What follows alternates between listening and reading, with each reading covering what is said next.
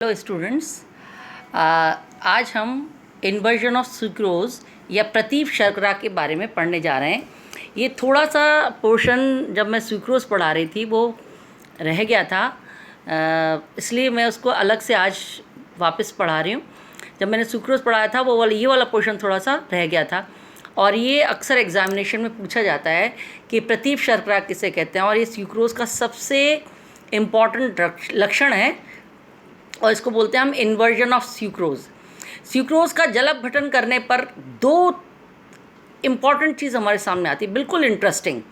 पहले तो normal sucrose है, पर उसका जब हम जल अपघटन करते हैं, हाइड्रोलिसिस करते हैं, तो सबसे पहले हमें अल्फा डी ग्लूकोपायरेनोज और बीटा डी फ्रक्टोफ्यूरेनोज प्राप्त होते हैं। मतलब 6 मेंबर्ड ग्लूकोज की रिंग और 5 मेंबर्ड, वो भी बीटा फॉर्म में, फ्रक्टोफ्यूरेनोज फॉर्म में पाई जाती है।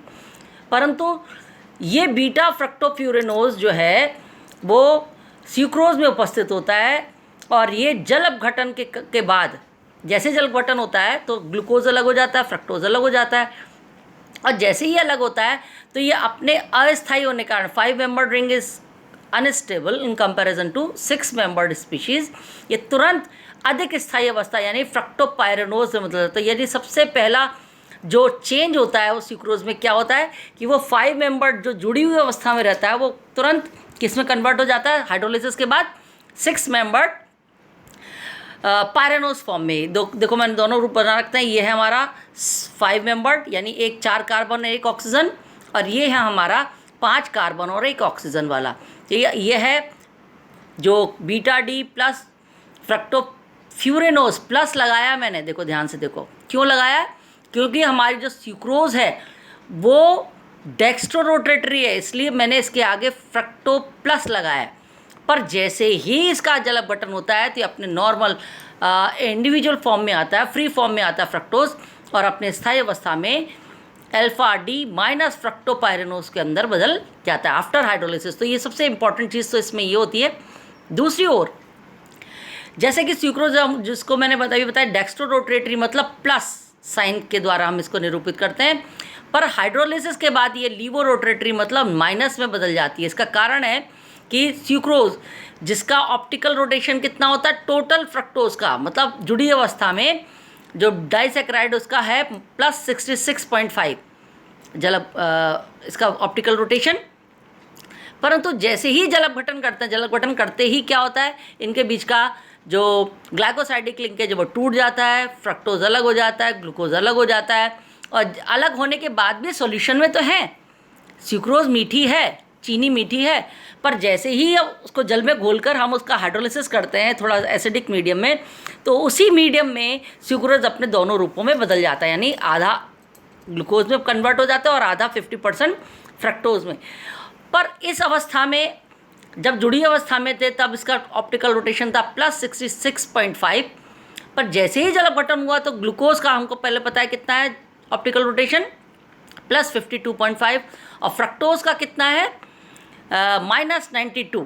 इसके मिक्सचर में ये बदल जाता है, और चूंकि माइनस 92 ज़्यादा बड़ा है इसलिए अब अगर इस स्थिति में अगर मैं पूरे सॉल्यूशन का अगर मैं ऑप्टिकल रोटेशन देखूं तो सुक्रोज का ऑप्टिकल रोटेशन ग्लूकोज की अपेक्षा अधिक होता है। इसलिए हाइड्रोलिसिस के बाद ये जो मिश्रण है वो पूरा का पूरा मिश्रण लीवो रोटेटरी मतलब नेगेटिव साइन वाला हो जाता है, क्योंकि माइनस 92 ज़्यादा है अपेक्षाकृत प्लस 52.5 की अपेक्षा। अब इसके बाद अब हम इसको हम देखते हैं, जो रोटेशन था वो प्लस 66.5 से माइनस में बदल जाता है, यानी टोटल ऑप्टिकल रोटेशन कितना था माइनस 20 डिग्री, और ये प्लस से चूंकि माइनस से बदलता है तो इसका जो क्या कहना चाहिए ऑप्टिकल रोटेशन का मान प्लस से माइनस में बदलता है, यानी कि इन्वर्ट हो जाता है। इसलिए इसको हम बोलते हैं इन्वर्ट शुगर। यानी अभी वो सॉल्यूशन है, मीठा है, सुक्रोज भी मीठा था, पर सबसे मज़ेदार बात जो इसके अंदर है कि जब सुक्रोज को हम खाते हैं, चीनी को हम खाते हैं तो वो मीठी दिखती है, परंतु जब हाइड्रोलिसिस के बाद ये मिश्रण हमारे सामने आता है तो और ज़्यादा मीठा हो जाता है सरप्राइजिंगली। यही दूसरा इसका इम्पॉर्टेंट फीचर है कि हाइड्रोलिसिस के बाद ये इन्वर्ट शुगर जो है वो स्यूक्रोज की अपेक्षा अधिक मीठी हो जाती है। और ये क्या कारण है? इसलिए क्योंकि हमें पता है जब फ्रक्टोज जुड़ी अवस्था में था तो इसका अपना कोई अस्तित्व नहीं था, पर जैसे ही ये फ्री फॉर्म में आया, तो मैंने जब फ्रक्टोज पढ़ाया था तुम सबको बताया था कि विश्व में पाई जाने वाली, प्रकृति में पाई जाने वाली सबसे मीठी अगर कार्बोहाइड्रेट है, शर्करा है, तो उसका नाम है फ्रक्टोज, ना कि ग्लूकोज या स्यूक्रोज। तो अगर मैं इस पूरी रिएक्शन को देखूं तो ये स्यूक्रोज है, इन्वर्टेज या जल की अपेक्षा हाइड्रोलिसिस करते हैं तो डी ग्लूकोज डी फ्रक्टोज में बदलता है। ऑप्टिकल रोटेशन +66.5 से दोनों में बदल जाता है +52.5 और -92, और टोटल ऑप्टिकल रोटेशन इस पूरी इन्वर्ट शुगर का कितना था? -20 डिग्री। यानी सबसे इम्पॉर्टेंट बात जो ये है कि इन्वर्ट शुगर और ज़्यादा मीठी हो जाती है, इसीलिए सबसे ज़्यादा ये कैंडी बनाने के काम में आती है। कैंडी सबने खाई होगी, इसलिए इन्वर्ट शुगर को हम कैंडी बनाने के काम में लिया जाता है। अगर मैंने देखो रिलेटिव स्वीटनेस भी लिखी है, स्यूक्रोज की 100 है तो डी फ्रक्टोज की है 173 सबसे ज़्यादा, और इन्वर्ट शुगर की चूँकि मिक्सचर है इसकी है 123, मतलब स्यूक्रोज की अपेक्षा अधिक मीठी है। ग्लूकोज की 74, माल्टोज की 32, गैलेक्टोज की 32 एंड लैक्टोज की 16।